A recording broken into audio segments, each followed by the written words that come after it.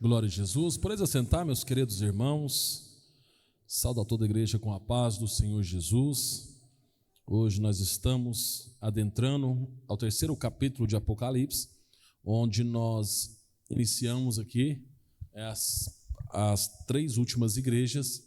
A quinta, a igreja de Sardes, a qual, estava falando com a pastora Milena, dentro da minha perspectiva, foi a igreja que eu creio que mais nós vamos nos identificar por umas coisas muito interessantes, porque, como eu já expliquei, você não pode dizer que a igreja é Eras, você não pode ser uma heresia, você não pode tentar estudar Apocalipse dentro dessa perspectiva, mas nós vamos estudar essa igreja, a qual já lemos aqui o texto, a pastora Milena fez menção do texto, glória a Jesus. Nós ficamos ausentes no domingo, nós estivemos indo para a sede, para a reunião, e também resolvendo algumas coisas pessoais em Goiânia, onde nós tivemos que usar o domingo também para resolver essas coisas, por isso que nós não chegamos a tempo. Pegamos um engarrafamento muito grande aqui, depois de chegando já em Engenho das Lajes, até a polícia aqui, um engarrafamento. Então não tivemos como chegar a tempo, mas sabemos que a igreja estava em oração e trabalhando para o Senhor Jesus Cristo. Amém? Vamos aqui, na introdução que eu quero fazer aqui, que eu olho para dentro da carta de Sardes, é que esta carta ela nos mostra uma coisa muito interessante, porque frequentemente nós gostamos de julgar muitas pessoas pela aparência. Irmãos, vocês têm aprendido com essas cartas, amém? Têm aprendido?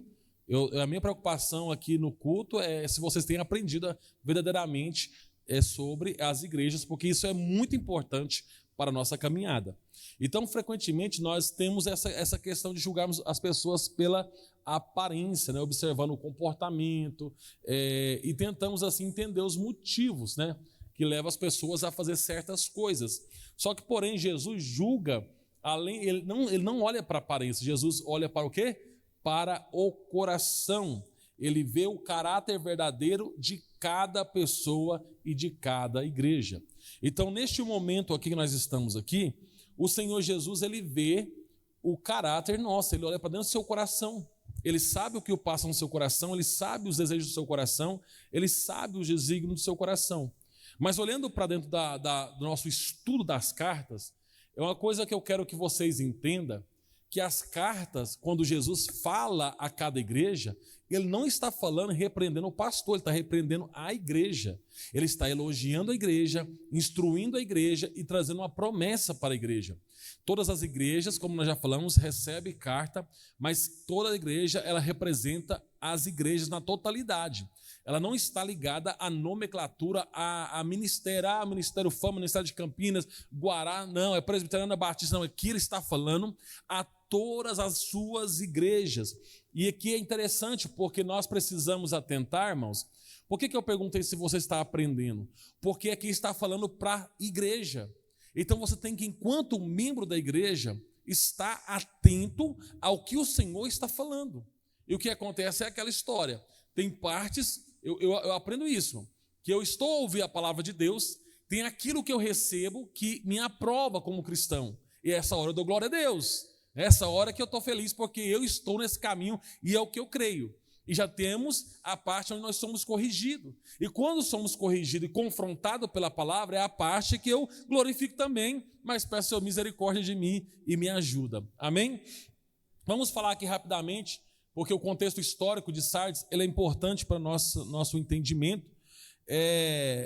Sardes, ela hoje só tem ruínas do lado de uma cidade turca chamada Sarte, né? Que faz parte da província de Manisa.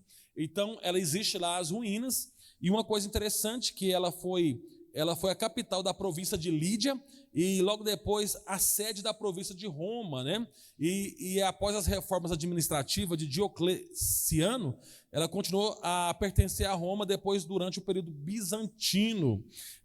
O que era interessante de Sardes? Nós temos que entender, porque Sardes está mais ligado à sua localização do que a sua política ou da sua cultura religiosa.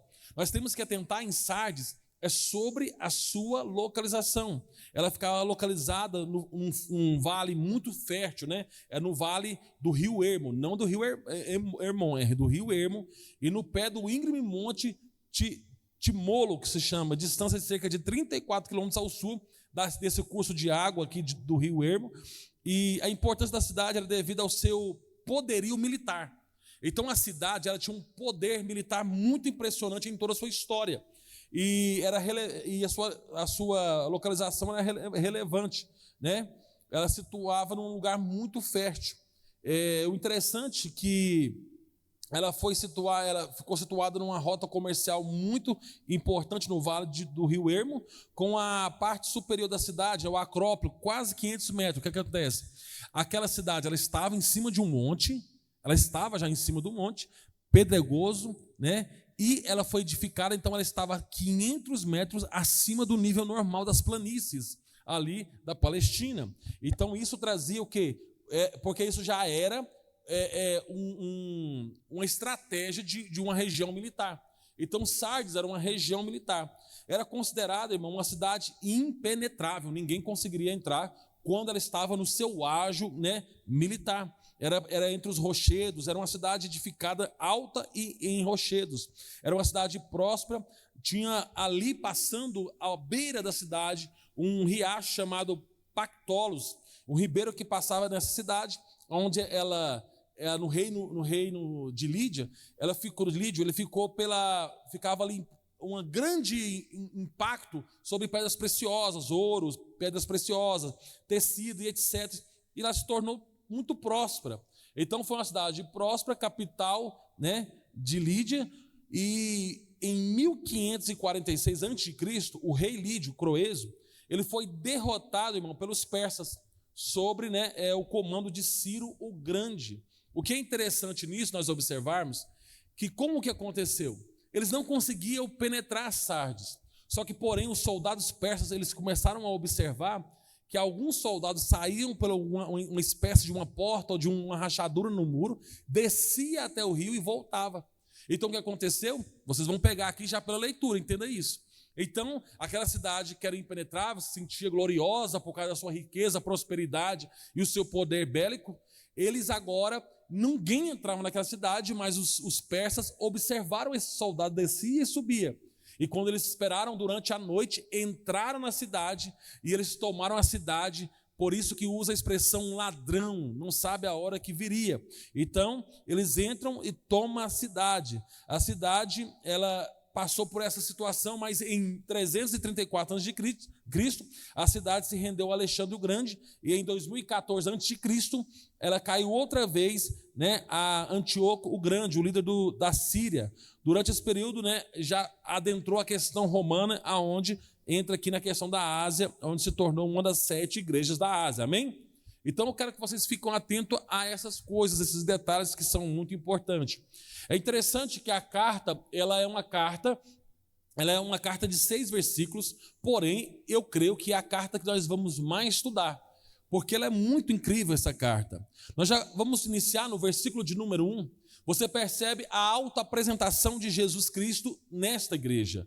Aqui nesta igreja, o Senhor aparece o seguinte: ao anjo da igreja que está em Sardes escreve: isso diz o que tem os 7 Espíritos de Deus e as 7 estrelas. Segura até aqui. Essa é a apresentação de Jesus.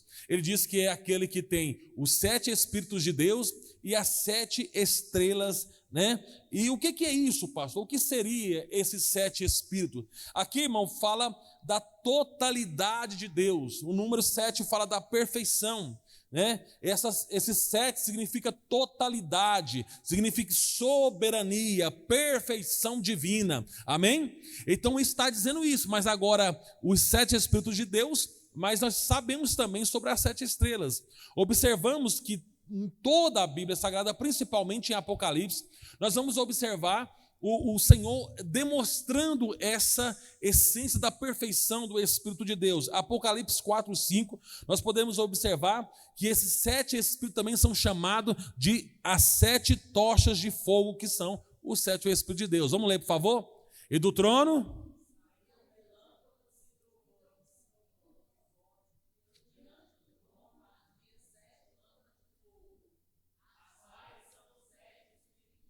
Por isso que o Espírito Santo tem essa essência de fogo. Está dizendo essa perfeição do Espírito Santo. Porque, olha só, irmão, aqui na terra o Espírito Santo, ele é condicionado para viver dentro de você. Ele é condicionado para habitar dentro de você. Mas lá no céu, ele é perfeito na totalidade do poder que ele tem. Por isso que o Espírito está falando de 7, dessa perfeição, o fogo que arde. Nós também temos em Apocalipse 5, versículo 6, novamente vai falar sobre os 7 olhos do Cordeiro. Vamos lá? E olhei.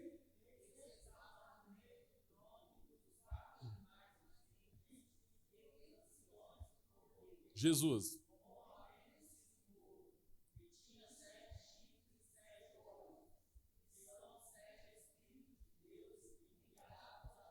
Isso que é lindo, os 7 Espíritos de Deus enviados sobre aonde, irmão? Sobre toda a terra, né? Essa perfeição do Espírito Santo sobre a terra. E temos também em 2 Crônicas 16, versículo 9, pois Deus sabe de tudo. Vamos ver? Por quê?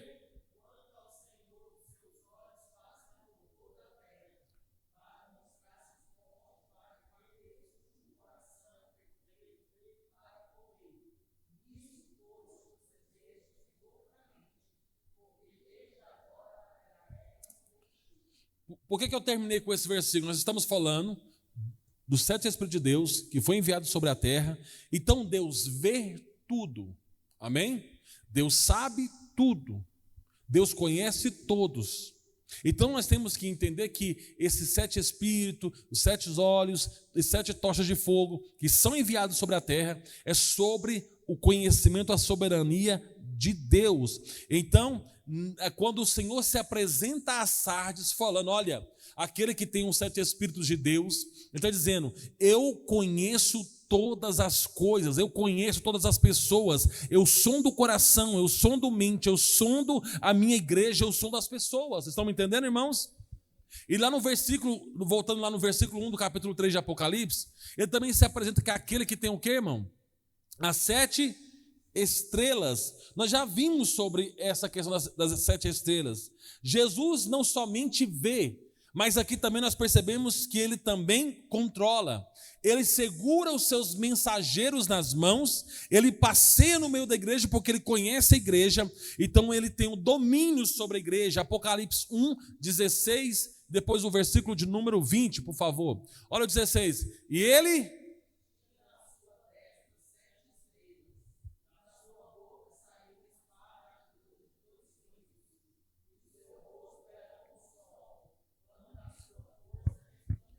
Agora vamos para o 20, porque aqui, o mistério das 7 estrelas que viste na minha destra e dos 7 cartiçais de ouro, as 7 estrelas são o quê, irmão? E os 7 cartiçais? Então perceba que o Senhor está dizendo, olha, eu sou aquele que sei de tudo, que conheço tudo, e conheço todos, e eu sustento os meus mensageiros, eu sustento o que é apostólico, eu sustento aquilo que é real na minha igreja, eu que sustento a palavra, eu que sustento a mensagem, é eu que mando falar, é eu que entrego a palavra. Ele está dizendo, sou eu que tenho o Espírito, sou eu que tenho todas as coisas, eu sei de tudo de todos, eu tenho conhecimento de tudo, e eu que controlo e eu que seguro nas minhas mãos o meu mensageiro. Amém? Então ele se apresenta assim para a igreja de Sardes. Amém, meus irmãos? Então nós temos que entender, agora aqui que eu quero que você entenda, diferente das igrejas, Sardes, ela não segue o padrão de autoapresentação, elogio, crítica e instrução e promessa. Aqui é um pouco diferente. Aqui na igreja de Sardes, aquele que conhecia a igreja, aquele que sonda o coração da igreja, ao invés de começar elogiando Sardes, ele já inicia, após a sua apresentação, criticando a igreja. É uma igreja que já inicia sendo criticada. A outras não. A outra sempre tinha um elogio. As 4 primeiras igrejas, nós vimos um elogio após a apresentação. Aqui o Senhor Jesus não quis saber de elogio. Ele já traz a crítica à tona. Mas existem muitos mistérios interessantes em Sardes que nós deveremos analisar as demais igrejas. Perceba o seguinte, que em vez dele elogiar Sardes, ele inicia criticando ele traz instrução para depois então fazer o elogio e a promessa. Aqui é um pouco diferente. Então nós temos que analisar agora o versículo 1, porque até o capítulo 3, versículo 1, nós percebemos que ele se apresentou na parte A.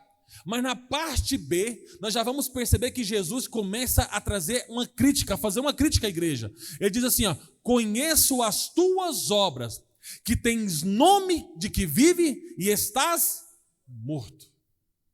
Irmão, isso aqui é muito forte. E eu queria que você, como igreja, atentasse a essa palavra. Eu queria muito que você hoje abrisse o seu coração, o seu entendimento e se envolvesse nessa palavra.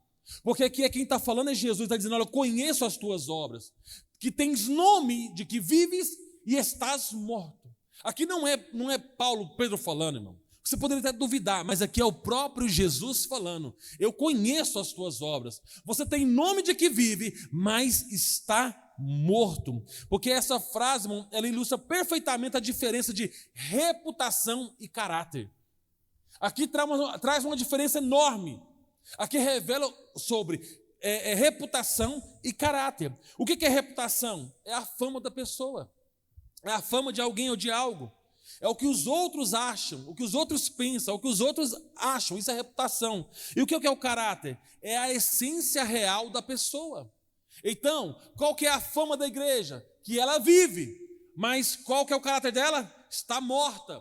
Olha só, a reputação está viva. Ela tem canções, ela tem palavras legais, ela está cheia, mas verdadeiramente ela está morta. É isso que nos preocupa, irmão. É isso que traz uma preocupação, porque Cristo revela aqui no primeiro versículo, criticando, dizendo: olha, eu conheço o seu caráter, eu conheço quem é você. Você pode ter nome por aí, que é uma igreja viva, que é uma igreja abençoada. As pessoas podem até dizer que você é abençoada, mas eu, Sardes, te conheço verdadeiramente. Tu estás morta. Ah, irmão, isso aqui é forte demais. Eu não sei se você está conseguindo introduzir sua mente nisso aqui. Porque é mais ou menos isso que acontece nas igrejas.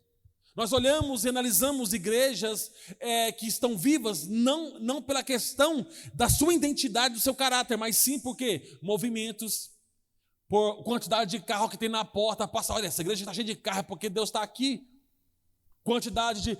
lá faz milagres, ali tem isso. Nós criamos um equívoco religioso por causa da fama da igreja. Aquilo que nós achamos dela. Olhamos uma igreja ali, é melhor que a minha. E Cristo, ele está dizendo: não adianta nada você ter nome do que vive, porque a fama dela era essa. E o caráter dela era qual? A fama que vive, mas o caráter que estava morta. Então isso é algo muito preocupante com esta igreja, irmão. Porque a Sardes, ela tinha uma reputação de uma igreja ativa, de uma igreja viva. Sardes tinha uma reputação em toda a Ásia Menor, em todo o contexto da igreja apostólica, que era uma igreja que vivia. Mas Jesus está dizendo: ela não vive, ela está morta. Ela não vive, ela não está em mim, ela não está ativa, ela está morta. Irmão, isso é muito sério. Sabe por que é muito sério? Observe aqui. Nas demais igrejas passadas, nas 4 igrejas, qual que era as críticas? Que tinha trono de Satanás, não era? Doutrina de Satanás. Tinha espírito de Balaão, espírito de Jezabel. Lá tinha falsos cristãos, falsos judeus. Tinha pessoas ensinando, falsos profetas ensinando o pessoal a pecar, a entrar na imoralidade. Nós vemos que tinha perseguição romana, sim ou não? Tinha tudo isso. Mas na igreja de Sardes não tinha nada disso.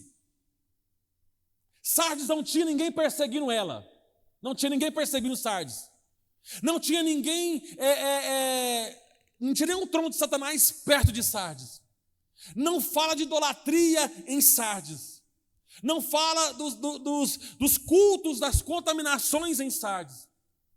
A única crítica em Sardes é que ela estava morta. Ela não tinha problema de trono de Satanás, ela não tinha problema de perseguição romana, ela não tinha problema de falsos profetas, de nicolaítas, ela não tinha ali o espírito de Jezabel, o espírito da Babilônia, não tinha o espírito de Balaão. O único problema dela é que ela estava morta. Isso que é interessante, porque ela não tinha esse problema. E o povo, mesmo assim, a igreja estava morta. Nós percebemos que a igreja de Sardes ela estava tomada por uma paz, uma aparente paz. É uma igreja que estava tomada por indiferença e apatia, se você ler o texto. A boa fama não ocultou a verdade, a verdadeira natureza dela. A boa fama, porque ela tinha uma fama, não ocultou a verdadeira natureza dela diante dos olhos de Jesus. Ela tinha uma fama que vivia. E Jesus disse: todo mundo está enganado nessa igreja. Os discípulos estão enganados. João, você está enganado. Essa igreja não está viva, ela está morta. Por isso que às vezes, irmão, as muitas desculpas será vai ser um dos motivos de muita gente se perder. Porque muitas vezes nós não estamos sabendo o que é ser igreja. Eu estou percebendo que as pessoas não estão sabendo o que é ser igreja. Nós estudamos tanto aqui sobre essas coisas e isso me traz uma preocupação, porque tinha uma boa fama, tinha uma boa reputação no meio de todo da Ásia Menor, mas diante dos olhos do Senhor não tinha. 1 Samuel 16:7, quando o Senhor rejeita Saul, Samuel vai orar pedindo a Deus que tenha misericórdia de Saul. Mas o mais interessante é que não houve misericórdia da parte do Senhor, porque Ele é justo juiz. Amém, meus queridos? E vamos ler, por favor, o texto.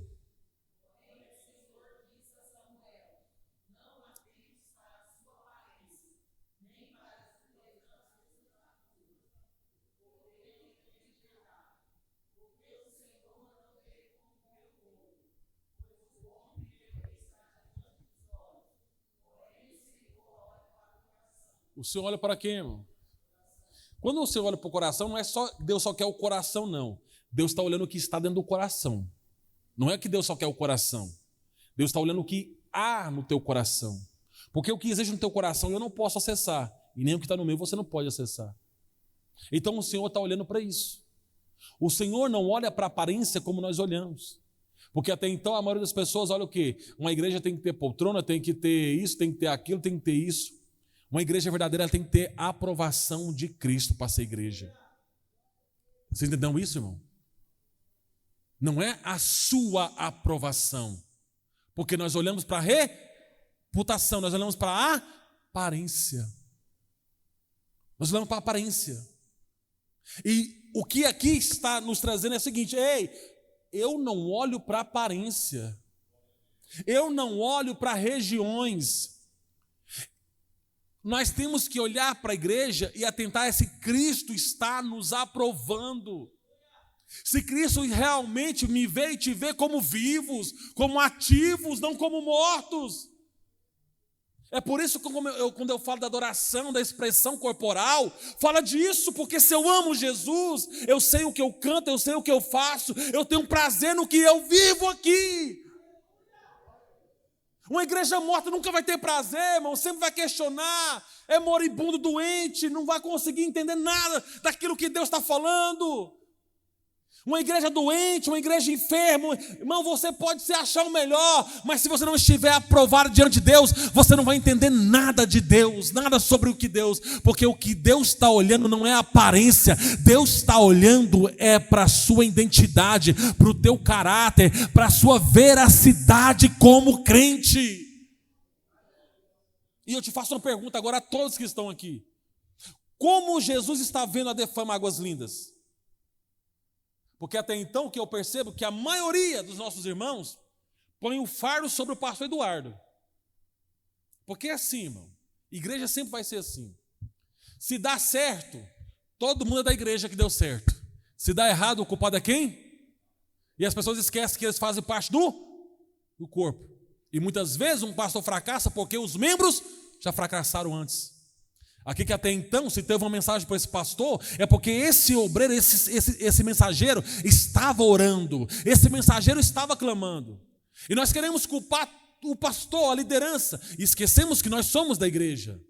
Aqui o Senhor não repreendeu nenhuma das 5 igrejas dizendo o pastor. Ao contrário, a mensagem foi para o pastor transmitir para quem? Para a igreja. Então se a igreja, irmão, se Águas ainda dá errado, você também fracassou. Você está me entendendo isso aqui? Se um departamento deu errado, você também fracassou junto. Porque não adianta você sair e dizer, eu não tenho nada a ver com isso. Você faz parte da igreja de Cristo Jesus. Se algo fracassa, não é culpa do pastor. Então eu te pergunto, será que o Senhor está nos vendo como uma igreja viva? Perceba que Jesus está falando a membros. Tem aí gente que está morto, tem reputação de viva. Quem passa e vê, nossa, que igreja avivada, que igreja abençoada. Mas eu conheço essa igreja. Eu conheço o coração desses crentes. Eu conheço o coração desse líder, desse pastor. Vocês estão me entendendo, irmãos? Como é que o Senhor está vendo águas lindas? Será que nós somos vistos como vivos ou como mortos? Que Deus tenha misericórdia de nós. Agora a crítica ela vai continuar na parte B do versículo 2. É muito interessante, eu vou para vocês que o texto é incrível.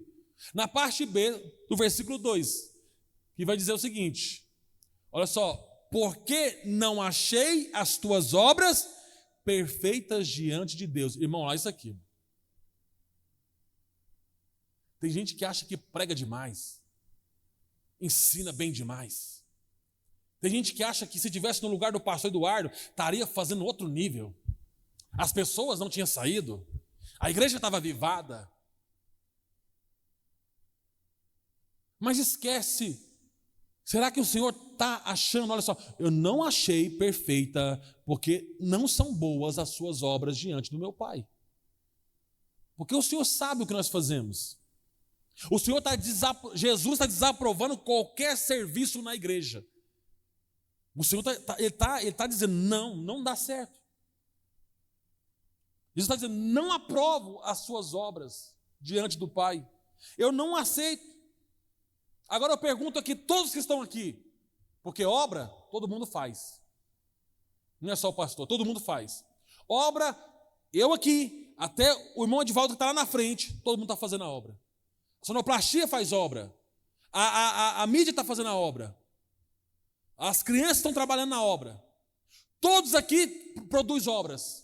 Agora eu pergunto a você, enquanto igreja, será que nossas obras estão sendo aprovadas diante do Senhor? Aquilo que você oferece na igreja está sendo aprovado diante do Senhor? Aquilo que você faz no seu dia a dia, em prol do evangelho, em prol da igreja, está sendo aprovado diante do Senhor? Porque é muito fácil sentar e criticar um obreiro que prega, um irmão ou uma irmã que às vezes canta desafinado. É muito fácil falar mal de alguém que não está frutificando porque está lutando uma batalha espiritual. É muito fácil criticar um departamento. É muito fácil, mas eu pergunto, a tua obra está sendo aprovada por Jesus? Eu duvido muito, porque se fosse, você estaria no lugar do outro. Você estaria no lugar do outro. As nossas obras precisam ser aprovadas, e essa igreja não foi aprovada. Jesus está dizendo, porque não achei as tuas obras perfeitas, são ruins, não são boas. 1 Coríntios 3, 13 ao 15, diz o seguinte: a obra de cada um se manifestará, na verdade o dia a declarará, porque pelo fogo será descoberta, e o fogo provará quem seja a obra de cada um. E por isso, meu querido, cuidado para tocar na obra dos outros, cuida da sua. E se a obra que alguém edificou nessa parte permanecer, esse receberá galardão, porque agradou ao Senhor. E a obra de alguém se queimar, sofrerá detrimento, mas o tal será salvo, todavia, como pelo fogo. Então, o negócio é sério. Existe um grande engano, irmão, um grande engano que a maioria não quer acreditar. Existe muita gente dizendo fazer a obra de Deus, mas não estão fazendo. Existe muita gente nas igrejas dizendo, estou fazendo a obra de Deus, e não está fazendo. Tem muita gente enganada, onde muitos pensam estar fazendo e não estão. Por ter reputação de uma igreja morta, por essa igreja ter uma reputação de morta, nós percebemos que ainda havia atividades em Sardes. Por quê? Porque tinha muita gente dizendo, eu vou fazer aqui. Eu estou fazendo porque se não fizer ninguém faz. Eu faço porque eu sou melhor, sou mais capacitado. E essas obras não agradou o Senhor Jesus. Essas obras, elas faltavam, ela tinha ausência de quê? De integridades nela. Não adianta você fazer nada, irmão. Não adianta você cantar, pregar, ensinar, dirigir, liderar, se você não tem integridade diante do Senhor. Não adianta. E é caráter, vamos para o caráter. Se o senhor não encontra caráter, o que é caráter? Não é o que você é aqui dentro, é o que você é fora daqui. É o que eu sou na minha casa. É o que eu sou como marido, Milena. É o que eu sou como pai. É o que eu sou como cidadão. É o que eu sou como motorista no trânsito. É o que eu sou como funcionário. É o que eu sou como patrão. É o meu caráter, é aquilo que eu sou quando eu estou sozinho. É aquilo que eu sou quando eu estou com o celular sozinho, longe de todo mundo. É isso, é caráter. Por isso que o Senhor olha o coração, Ele olha a tua integridade. Você glorifica, você chora aqui, mas você glorifica e chora também quando ninguém vê. Você fala em mistério e roda aqui, mas roda também no quarto diante do Senhor. Isso é integridade. Eu sou o que sou aqui, mas aonde eu estiver eu também sou. Eu não mudo a minha essência. Sardes não. Sardes tinha pessoas dizendo, nós estamos fazendo a obra, mas o Senhor não agradou das obras desse povo. Sabe por quê? Preste bem atenção. É possível defender a doutrina de Deus sem amar ao Senhor. É possível você defender a doutrina, pregar a doutrina sem amar ao Senhor. Apocalipse 2, nós estudamos 2-4, por favor. Olha que interessante. Vamos lá, por favor? Apocalipse 2, versículo 2-4. Conheço as tuas obras, e o teu trabalho, e a tua paciência, e que não podes sofrer os maus, e pusestes à prova os que dizem ser apóstolos e não são, e tu os achaste mentirosos. Ok, tudo bem, está fazendo. E sofreste, e tens paciência, e trabalhaste pelo meu nome, e não te cansaste. Tenho, porém, contra ti que deixaste o teu primeiro. Está fazendo um monte de coisa, mas não tem amor. Não ama o Senhor. Não ama. Está lá defendendo a doutrina, está defendendo, está protegendo, mas não ama o Senhor. Está batendo na igreja, está batendo em todo mundo, mas não ama a Deus. Irmão, essa igreja aqui foi a igreja que eu falei assim, cara, é a nossa igreja. Nós precisamos olhar para isso aqui e nos encontrar. Porque não tem demônio aqui, mas não tem trono de Satanás, não tem igreja, não tem ninguém, não tem governo perseguindo nós. Nós estamos aqui dentro, irmão. Ou nós somos mortos ou vivos, ou nós estamos sendo aprovados ou não aprovados. É possível também obedecer, olha, então se é possível defender a doutrina de Deus, também é possível obedecer os mandamentos de Deus sem interesse de coração. Sem ter integridade no coração. Obedece, mas não tem integridade no coração. 2 Crônicas 25, o versículo 1 e 2, sobre o rei. Olha que interessante isso aqui. Era Amazias da idade de 25 anos quando começou a reinar, e reinou 29 anos em Jerusalém, e era o nome de sua mãe Joadã de Jerusalém. Olha só que interessante agora que Deus fala sobre ele. E fez o que era reto aos olhos do Senhor, porém não com... Ele fez o que era reto, mas não tinha integridade no coração. O seu coração não era inteiro para Jesus. É o que eu sempre digo, irmão. Todo mundo gosta de falar assim, ó, conhecereis a verdade e a verdade vos libertará. Mas para aí, mas o quanto desse poder libertador está ativo em você? Porque esse poder só me liberta quando é sobre as pessoas me atacar, ou eu sou liberto pelo sangue de Cristo. Eu sou liberto pela palavra de Cristo. Meus queridos, nós podemos ser, às vezes até não ser muito bom no que fazemos dentro da igreja, mas o nosso coração tem que ser íntegro diante do Senhor.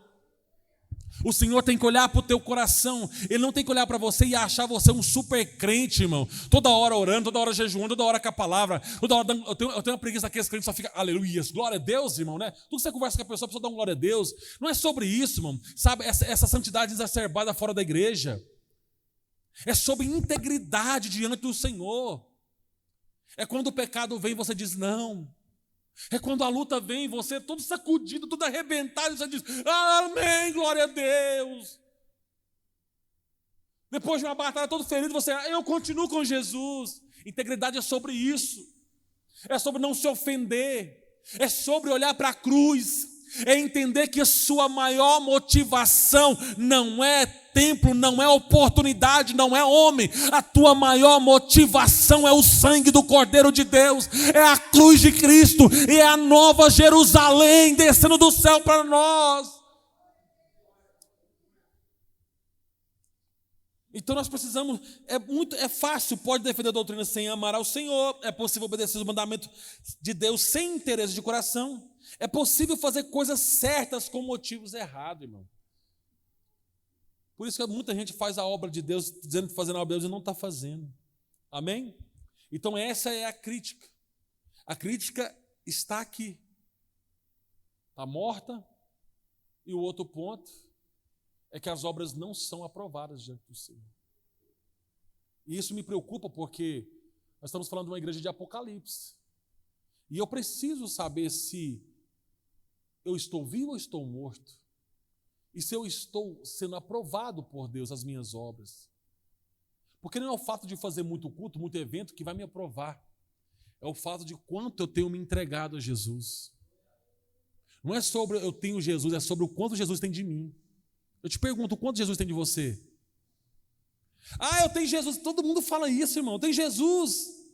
Eu tenho Jesus aqui. Mas o quanto Jesus tem de você? O quanto Ele pode contar com você? Até onde você está disposto a sacrificar por Ele, por amor a Ele? Pedro disse, a intenção de Pedro é: eu vou com o Senhor até na cruz. Não vai não, Satanás, está mentindo, rapaz. Mas depois, quando foi a oportunidade ele nem quis ser, não posso ser morto como ele. Me vira de cabeça para baixo, por favor. Me crucifica, porque eu não posso ser crucificado como o meu mestre. Nós estamos vivendo uma geração que eles não estão dispostos a ir até as últimas consequências pelo evangelho, pela palavra. Não estão. Não permanecem. Não permanecem. Aqui nós estamos vendo essa igreja, vocês estão me entendendo, irmãos? Vamos voltar agora para a instrução. O Senhor vai dar instrução a essa igreja. O versículo 2, a parte A do versículo 3, 2. Olha, ele dá a instrução. Versículo 2. Ele começa aqui: ser vigilante. Amém? Ser vigilante. Aqui é interessante, nós temos aqui, na verdade, vamos dar uma pausa aqui, eu vou explicar para vocês. Dentro da instrução nós temos 4 ordens imperativas. O que é a ordem imperativa? É aquela que você tem que fazer. Você tem que pôr em prática agora. E nós temos uma advertência. Então, dentro da instrução vai ter 4 ordens imperativas e uma advertência. O primeiro, ser vigilante. A primeira coisa que o Senhor Jesus pede para Sardes é para que essa igreja seja o quê? Vigilante. Por que a igreja tem que ser vigilante, irmão? Porque espiritualmente os discípulos de Cristo e as igrejas, elas venham a cair, elas caem por falta de vigilância. Um pastor cai por causa de vigilância, porque não vigiou. Uma mulher de Deus cai porque não vigiou. A igreja, às vezes, ela sucumbe porque não vigiou. Então, a vigilância, ela está em todo o Novo Testamento, é estampada o quanto é importante a vigilância. Pois o pecado nos ameaça todo o tempo. O inimigo de nossas almas, irmão, ele não brinca de ser inimigo. Satanás todo o tempo está a te tentar a pecar. O propósito de Satanás é fazer você pecar. Quem é, por exemplo, aqui? Quem quer que você não ore? Deus? Quem quer que você não ore, irmão? Quem é que você acha que quer que você não ore? Quem é o mais interessado em você não congregar? Quem é o mais interessado em você não jejuar? Quem é o mais interessado em você não subir para o céu? Quem é o mais interessado em parar você para você não fazer a obra de Deus? Quem é o mais interessado em te levar para o inferno? Então atenta para isso, vigia, porque o diabo fala de tudo para você pecar, e é os pecados que faz separação do homem e de Deus. O inferno não está cheio de pecadores, irmão.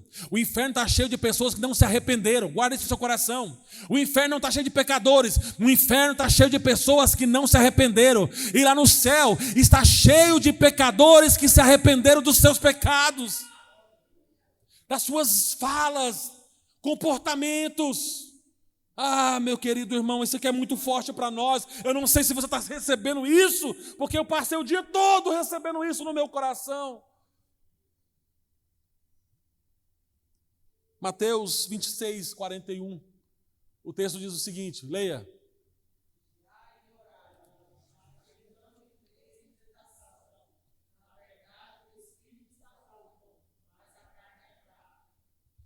O Espírito sempre está pronto, irmão, mas a carne é fraca. 1 Tessalonicenses 5:6, por favor. Não, vamos lá, irmão. Não, pois como? Mas, sabe, irmão, aí eu acho interessante. Eu fui na terça-feira, está tão vazio, dormiu com os que dormem. Ai, sabe, eu estou tão desanimado da igreja, o povo, muita gente saiu. Você nem sabe por que saiu, irmão. Está dizendo, vigiemos e sejamos sóbrios. Eu estou atento. Onde você está conectado? Na palavra, na promessa, na verdade. Irmão, imagina aqui. Se todo mundo dessa igreja pecar, inclusive eu, você vai sair da igreja porque você acha que todo mundo foi embora e está triste, é isso? É isso, irmão? Você está me entendendo? Se todo mundo dessa igreja foi embora agora e ficar só você, então quer dizer que a igreja não presta, porque você está dizendo que você não presta também. Se todo mundo que pecar, então você vai embora porque a igreja pecou.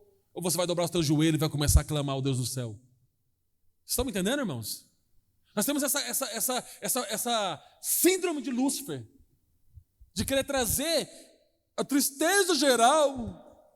Irmãos, a soberania de Deus é sobre esta casa, sobre esta igreja. Então foque, seja sóbrio, seja vigilante, permaneça na cruz e na verdade, porque é o Deus Todo-Poderoso que prometeu. Ele disse que os sinais seguirão os que crê, e eu creio nos sinais. Eu posso ser falho, eu posso às vezes murmurar, mas eu creio na palavra que é a verdade.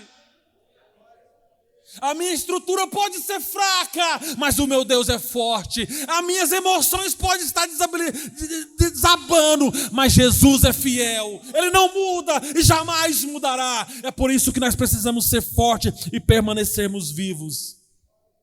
Versículo 3. Apocalipse 3:3. Não, volta lá por favor, lá no 2 ainda. Ser vigilante foi a primeira orientação. Qual que é a segunda? E confirma os restantes que estão para morrer. Aqui é forte, meu. Olha a instrução. A instrução de Jesus não foi, vai embora, vocês estão vivos, e larga essa igreja que eu vou destruir ela. Não. Está dizendo, vocês que estão vivos, vocês que estão aí firmes, confirma, né, ou consolida na versão original, na outra versão. Os restantes, porque eles estão para morrer. É claro identificar na igreja de Sardes 3 tipos de crente. Crente que está morto, crente que está doente e o que está vivo. Então em Sardes, já preguei essa mensagem aqui. Os 3 crentes de Sardes, vocês lembram? Os 3 crentes de Sardes? Dentro da igreja de Sardes, então, tem crente morto, que já morreu, tem crente que está doente, enfermo, e tem crente que está vivo. E o Senhor está dizendo para quem está vivo agora, ser vigilante e confirma os que estão para morrer. Confirma os que estão para morrer. Eles estão doentes. Vocês que estão vivos, ajuda eles. Jesus exige daqueles que estão vivos que fortaleçam os fracos e doentes. Aí eu te pergunto, meu querido, o que você faz quando as coisas parecem não ser favoráveis? A igreja está vazia na terça-feira, o que você faz? Vai juntar com outro para fazer uma mesa de Satanás, falar que a igreja, não tem ninguém está indo na igreja? Vai juntar com outro para falar, a igreja está, o povo está indo embora da igreja, a igreja esvaziou, né? Tem muita gente congregando, muita gente crente fraco. Não é esse o conselho é para o quê? Fortaleça o seu irmão, fortaleça a sua irmã. Quando você vê seu irmão falando alguma coisa, irmão, fica firme na promessa, irmão. Fica firme na promessa, irmão. Não permaneça, não desista. Essa é a fala de crente vivo. Se você não consegue e nunca conseguiu falar isso para alguém, você está na categoria de morto ou de doente. Porque se alguém chega em mim e começa a falar mal da igreja, irmão, e eu continuo falando, é verdade, é mesmo. Eu estou pior, irmão, estou doente. Porque alguém vivo, ele não abandonou a cruz. Alguém vivo não desistiu do céu. Alguém vivo ama a igreja que o Senhor plantou. Alguém vivo está sempre atento à promessa, ao que Deus está falando. Eu confio na promessa, eu espero em Deus. Vocês estão me entendendo, irmãos? Aqui dá uma última tentativa para esses crentes doentes. O que eu vejo é isso, sempre Deus dá oportunidade para a gente. Uma vez que eu fiquei muito irado, muito triste lá no Alphaville, A gente foi na pessoa certa, o pastor, não foi, pastor Milena? E o pastor falou, você está errado. Eu queria estar certo, para mim eu estava certo, você está errado, cara. Aí eu ouvi a voz do Espírito Santo. Opa, não entendi. Nossa, graças a Deus, o Senhor me abriu. Então nós precisamos atentar para isso, irmãos. Que nós, que estamos vivos e fortes, tem crente vivo aqui forte?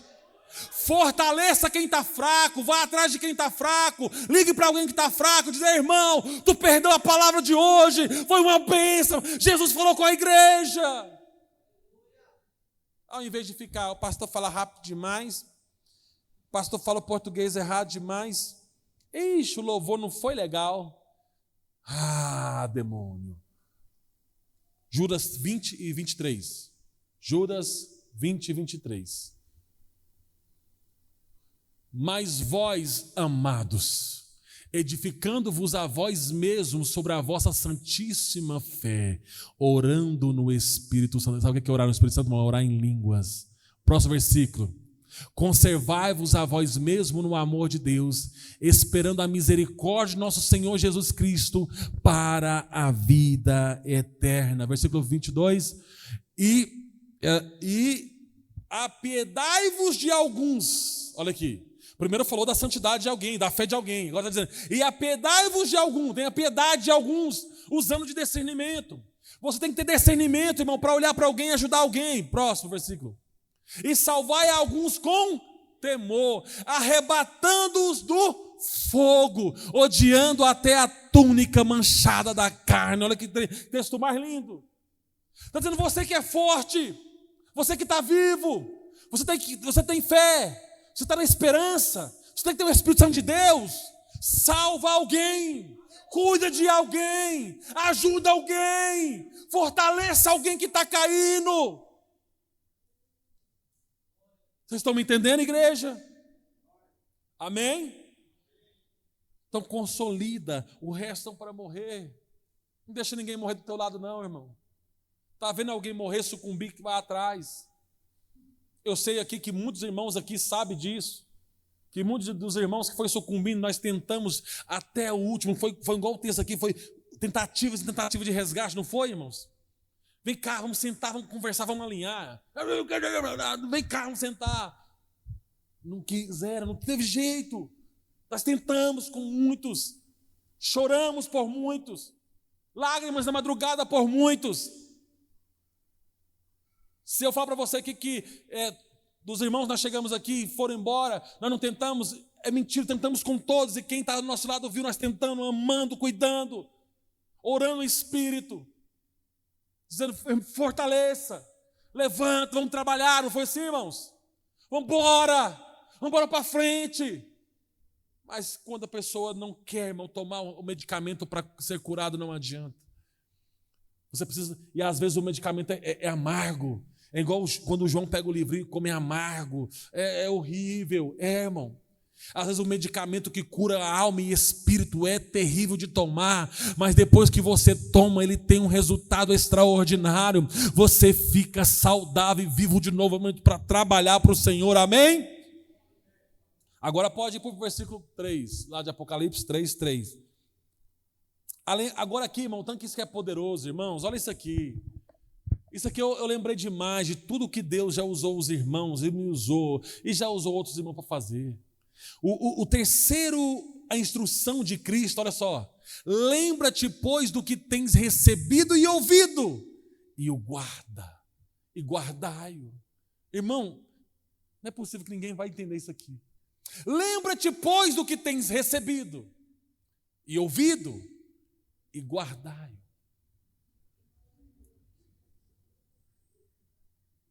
Eu creio que Águas Lindas foi o lugar que eu mais profetizei na minha vida.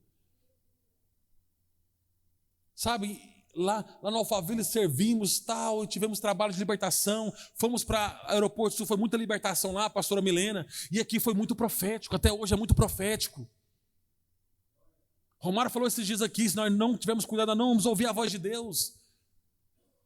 E é isso que me preocupa, porque às vezes, irmão, a nossa ofensa, a nossa vaidade, o nosso orgulho nos impede de ouvir a voz de Deus. E Deus está dizendo para Sardes, lembra-te, pois, do que tens recebido e ouvido. Vocês têm recebido o que aqui? Ouvido o que aqui? E guarda-o. Guarda. Sardes olhava para um passado glorioso. Nós éramos isso, nós éramos aquilo. Impenetrável, uma cidade incrível. E Jesus está dizendo, vocês precisam lembrar das bênçãos recebidas, vocês precisam lembrar das promessas que eu fiz. É por isso, irmão, que domingo agora nós temos uma das maiores coisas para lembrar: a morte e ressurreição de Jesus. A ceia do Senhor é estabelecida para a igreja lembrar de onde está a sua esperança. É na morte e na ressurreição de Jesus. Olha só, lembra-te. E eu digo a águas lindas, lembra do que eu já ensinei, lembra do que eu já preguei, lembra do que eu profetizei. Guarda no teu coração o que você ouviu.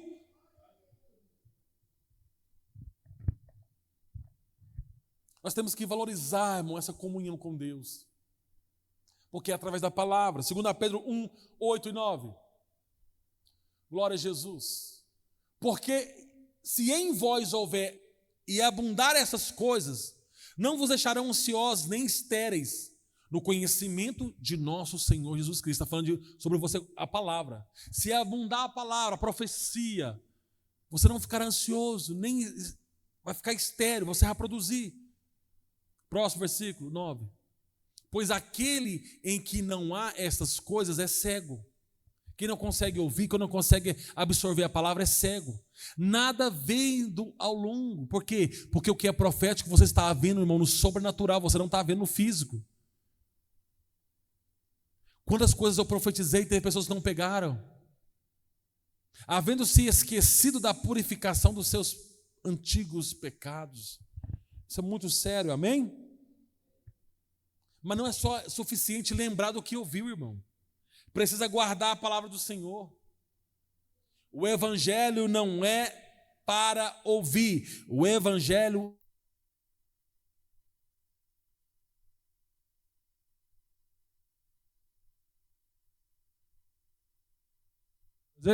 glória a Jesus, amém. O evangelho não é para ser ouvido, ele é para ser absorvido, para ser praticado. O evangelho é para ser obedecido. Guarda isso no seu coração. Evangelho não é para ser ouvido. Muitos ouvem, mas não dão ouvido. Muitos ouvem, mas não absorvem. Você precisa pegar o evangelho, irmão, e fazer do evangelho uma prática de vida diária. 2 Tessalonicenses 1, 7 a 8. E a vós que sois atribulados, descanso conosco, quando se manifestar o Senhor Jesus desde o céu com os anjos do seu poder. Versículo próximo, 8.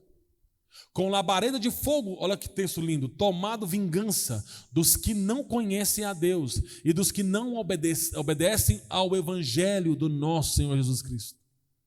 Eu ouvo o evangelho. Não, obedecer. Ali o juiz é para quem não obedece. Você precisa obedecer o evangelho, irmão. Se o evangelho fala para perdoar, perdoa. Se fala para ir pedir perdão, vai pedir perdão. Se fala para amar o inimigo, ame o inimigo. Se fala para orar, ore por ele. Se fala para você dar um passo atrás, dê um passo atrás. Obedeça o evangelho. 1 Pedro 4,17. Porque já é tempo que comece o julgamento pela carne. Vai começar o julgamento por onde, irmão? Assim, vai começar por mim. O julgamento vai começar por mim e por você.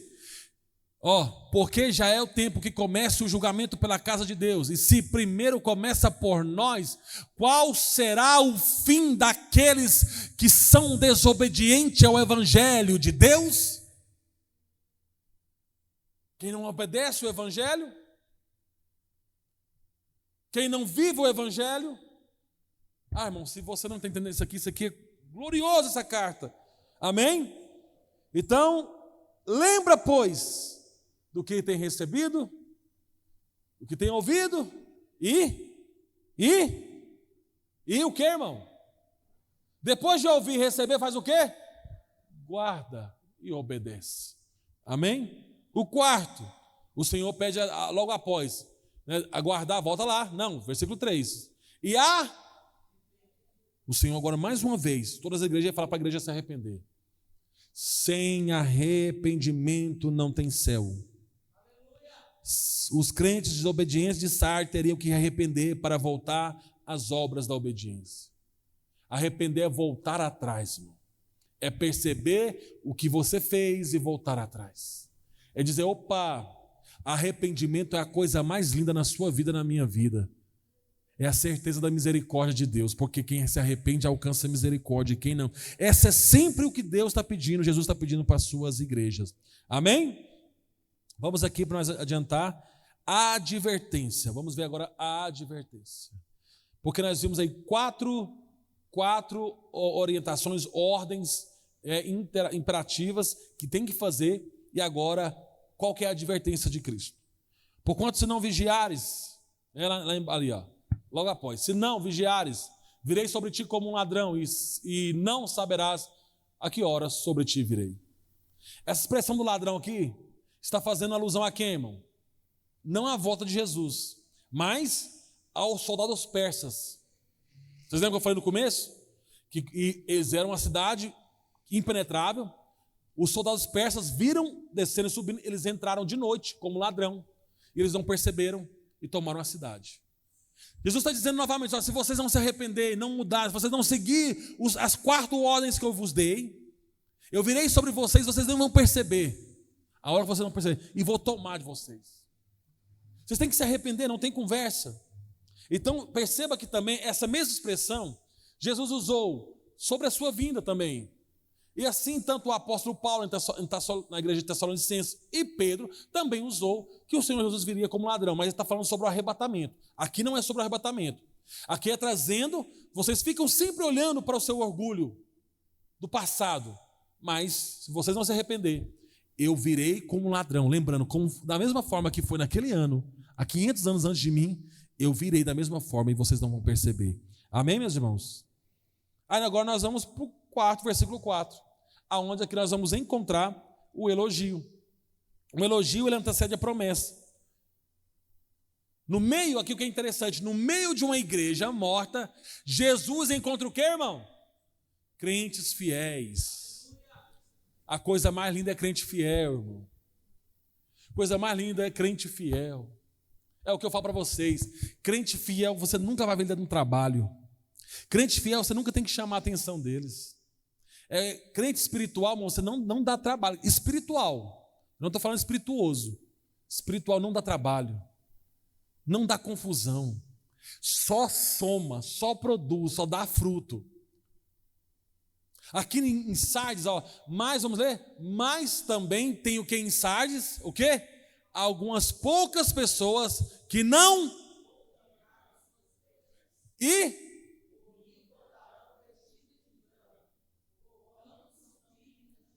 Então aqui o Senhor encontra o quê? Pessoas fiéis em Sardes. Em meio de uma igreja quase morta, tem crente fiel.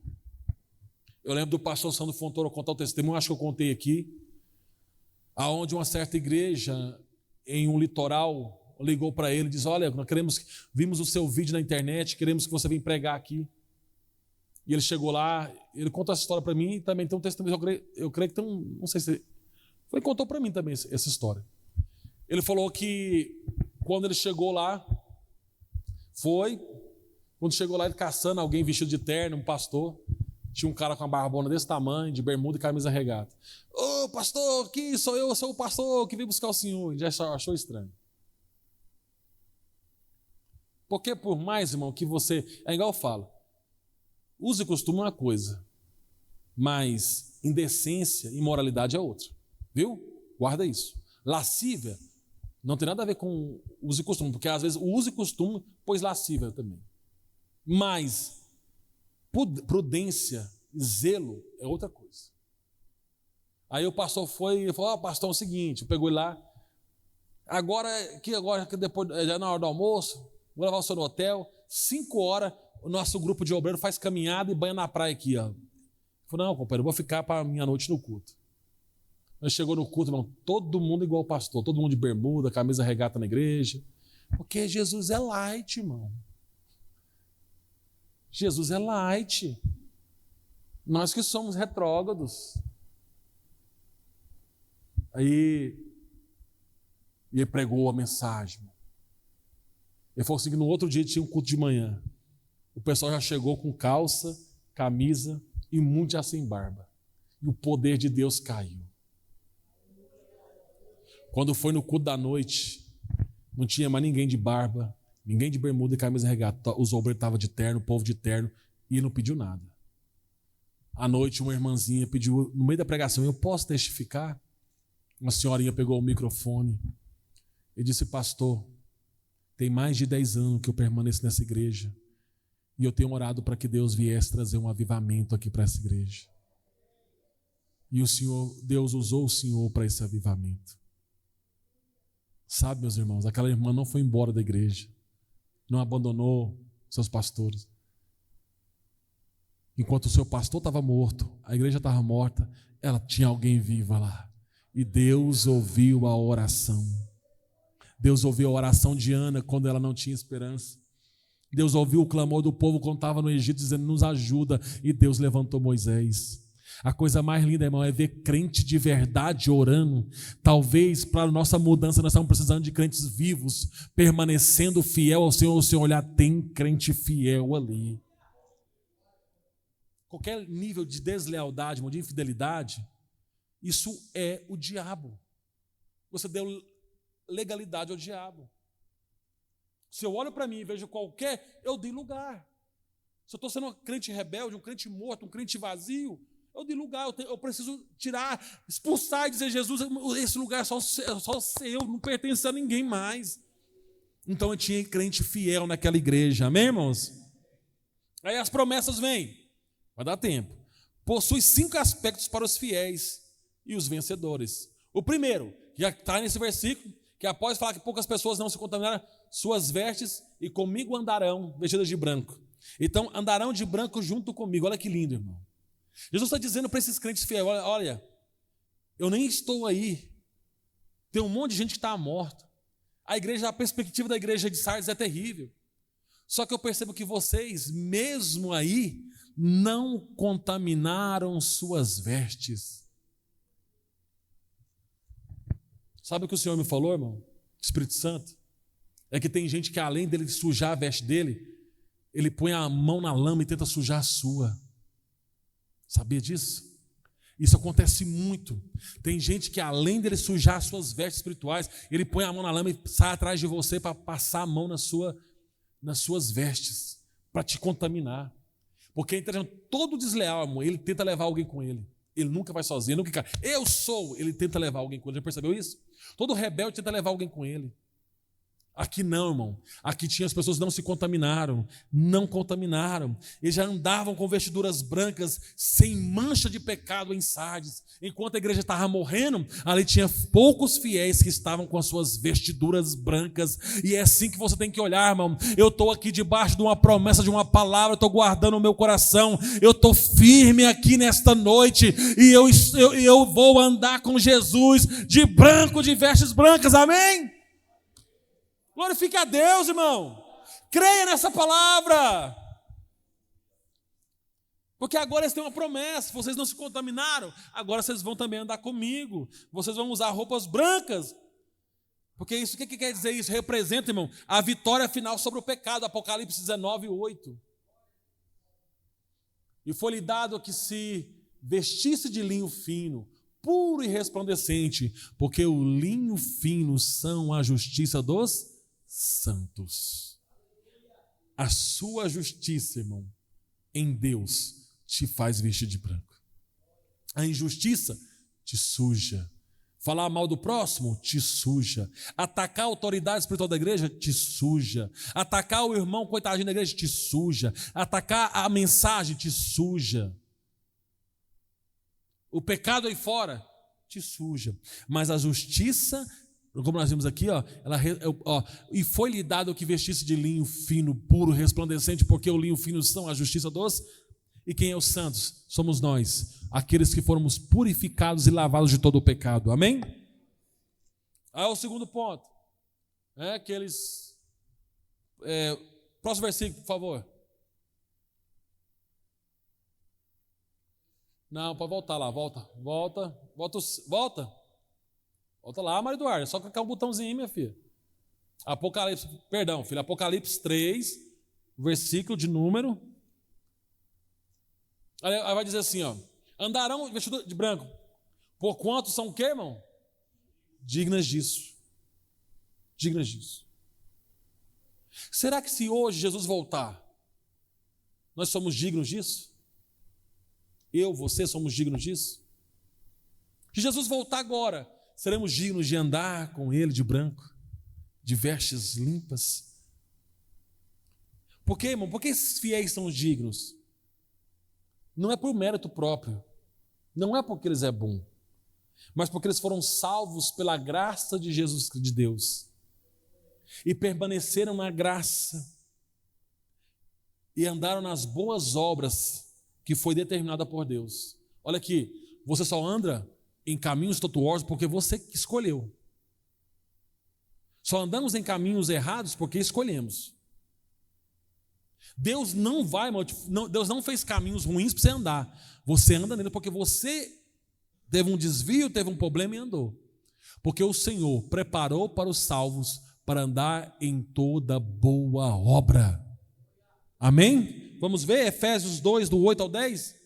Efésios 2, do 8 ao 10. Porque pela graça sois?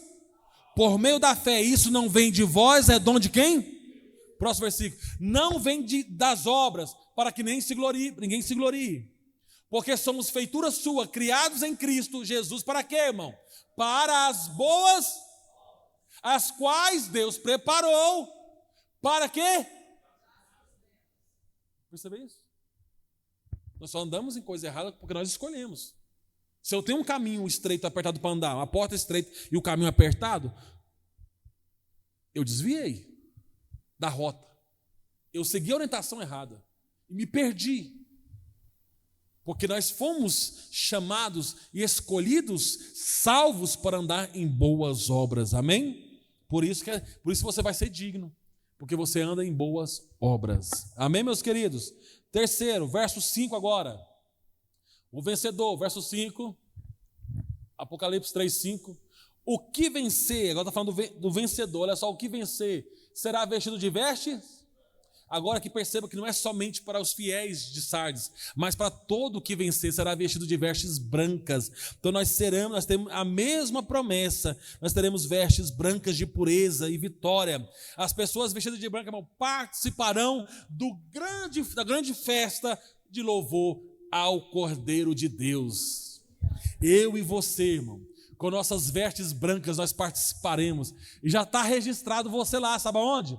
Apocalipse 7, 9, já está registrado você cantando, você glorificando com suas vestes brancas. Depois dessas coisas, olhei e eis que aqui uma grande multidão, a qual ninguém podia contar, de todas as nações e tribos e povos e línguas, que estavam diante do trono e perante o Cordeiro, trajando vestes brancas e com palmas nas suas mãos. Se você crê, porque também assim eu creio, eu faço parte dessa profecia. Eu estarei, você estará lá com vestes brancas e palmas, adorando e exaltando ao Senhor. Versículo 8. Já foi o versículo, é 7, 9, somente até aí, né? Isso aí, assim. Eu estarei lá, nós estaremos lá, irmãos.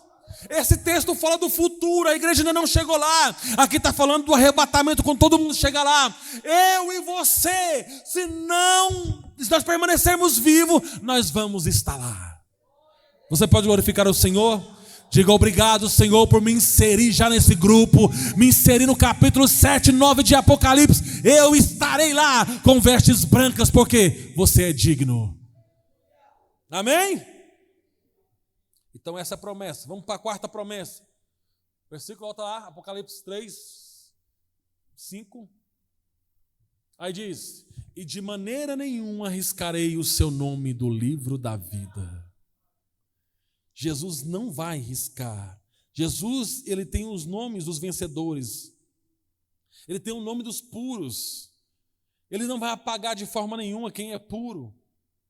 E você, por ter o seu nome escrito no livro da vida, isso vai te dar acesso, sabe aonde, irmão? Você tendo o nome escrito no livro da vida, você vai ter acesso à Nova Jerusalém. Apocalipse 21, 27 diz assim: glória ao nome de Jesus, Apocalipse. E não entrará nela coisa alguma que contamine e cometa abominação e mentira, mas só os que estão escritos no livro da vida do Cordeiro. Se o teu nome está escrito no livro da vida, pode ter certeza, tu entrará pelas portas da cidade e viverá para todo sempre, e lá não tem noite, não tem choro, não tem dor, não tem morte. Ei, a igreja, os fiéis da igreja, os vivos da igreja entrarão na Nova Jerusalém. Fique de pé, por favor, para terminarmos aqui. E quinta, volta lá para o versículo, capítulo 3, versículo 5.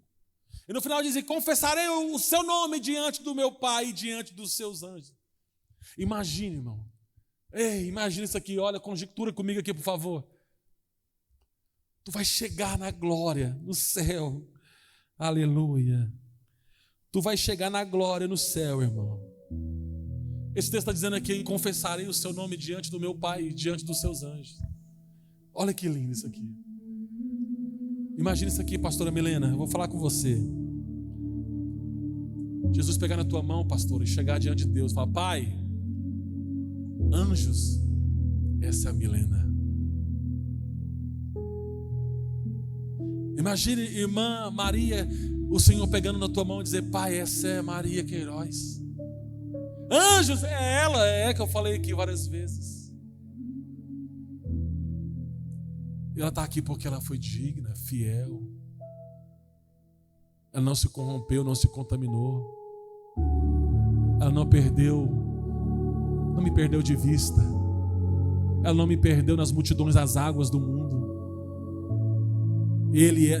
Irmão, imagina como eu quero chegar lá, Jesus pegar na minha mão e dizer: Pai, esse aqui é o Dudu. Tá vendo? Não, teu nome. A Bíblia diz que não tem outro nome, mas eu conjecturando. É o Edu, Dudu. É esse que orava assim, sim, você lembra, pai? Anjo, é o Edu. É o Du. O Senhor vai confessar o teu nome. Jesus vai confessar o teu nome diante do Pai. É meu. Eu comprei com sangue. Eu lavei. Eu levantei. Caiu várias vezes. Eu levantei. Eu sustentei. Na dor eu estava lá. Na frieza eu estava lá. Na tristeza eu estava lá. No medo eu estava lá. No fracasso eu estava lá. Esse aqui permaneceu. Ele não negou a minha palavra. Não morreu. Ele permaneceu vivo. Quando todo mundo estava morto, ele permanecia vivo me adorando. O Senhor prometeu, mas também prometeu negar o nome daqueles que se envergonham dele. Mateus 10, 32 e 33. Glória a Jesus. Diz assim a palavra de Deus: portanto, qualquer que me confessar diante dos homens, eu confessarei diante de meu Pai que estás no céu. Próximo, e diz assim: mas qualquer que me negar diante dos homens, eu negarei também diante do meu Pai que estás no céu. Ei, abandonar a fé, morrer espiritualmente, é negar o Senhor. Porque você pode passar por os maiores conflitos e dores da tua vida. Você pode, irmão, até a beira do vale da sombra da morte. Você pode até quase desviar, mas não desviar. Você pode até quase cair na rebelião, mas você não caiu. Você pode até cair no pecado, mas você não caiu. Você sempre tem uma roda de volta, o conversão que te leva para o centro de Cristo. Cristo é o centro da igreja. Cristo é o centro de Sardes, de Éfeso, de Pérgamo, de Tiatira, de Esmina. Ei, entenda isso. Não importa as nossas lutas e falhas e fraquezas, Ele sempre estará conosco. Jamais negue o nome de Jesus. Jamais se permita morrer. Quando estiver fraco, pede socorro. Quando estiver caindo, diz: Senhor, me levanta. Porque Jesus vai confessar o teu nome diante de Deus. Versículo 6, para terminarmos. Diz o seguinte: quem tem ouvidos, ouça o que o Espírito diz às igrejas. As igrejas. Está dizendo, todos devem prestar atenção na palavra que eu tenho enviado às minhas igrejas. Você pode glorificar o Senhor? Vamos orar e agradecer ao Senhor? Pai, nós agradecemos ao Senhor. Obrigado por esta palavra. Obrigado pelo teu cuidado. Obrigado por não desistir de nós. Obrigado por nos fortalecer, por nos perdoar. Obrigado porque a tua palavra, Senhor Deus, ela é viva neste altar, ela é viva no meu coração, é viva no coração dos teus filhos. Obrigado por essa orientação. Ressuscita os mortos. Ressuscita quem está morto espiritualmente. Talvez hoje alguém aqui, Senhor Deus, identificou que está morto. Ressuscita essa pessoa hoje, Senhor. Ressuscita dessa escuridão, dessa mornidão.